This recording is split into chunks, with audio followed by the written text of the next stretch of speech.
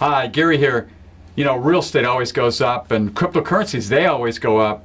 Well, maybe not, because, back up till 2007, everybody thought real estate would go up, but it actually crashed. In fact, some of it's still not back at this point. And cryptocurrencies, they went up for a bunch of years, and then, of course, they crashed come in January of 2018.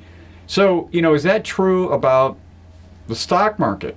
Well, you can kind of guess it is not true. However, recent study by AMG did for 17 to 70-year-olds found that millennials that were interviewed basically believe that the markets will do 13.7% going forward, and their parents, the boomers, believe it's about 7.7% going forward. In actuality, if you go back basically about 100 years, it's around 10% with dividends and so forth. So it's interesting, what's going on with this higher than expected and lower than expected. I'm not sure, because that's all psychology. But what I do know is there are a couple of rules to keep in mind when you're investing in the stock market. It's really three of them. The first one is, if you're going to invest in the stock market, it has to be a long-term perspective. What do I mean by that? It means you want to hold that position or those positions in equities, stocks, for over typically 5 years, and it's for long-term reasons, something you're going to do beyond that time frame. Most folks within like 401ks do that for some retirement way down the road.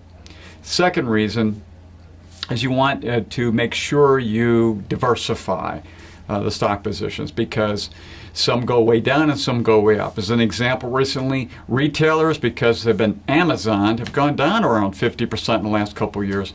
But Amazon and the other tech companies have been up double that over the same time frame. So you don't want to pick something and expect it to always go up or always go down. They have their day in the sun, and so you want to diversify across different categories, both domestic and international, and big stocks to small stocks, to make sure you don't get hit hard by one of them, because there's no reason for you to put all your eggs in that one basket.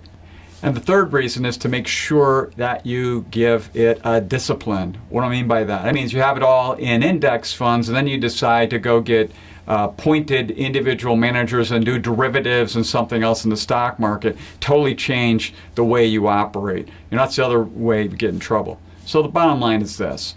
If you're going to invest in the stock market, basically it's 10% long term, and you have to diversify, have the same discipline, and give it a long-term time perspective. So until next time, enjoy.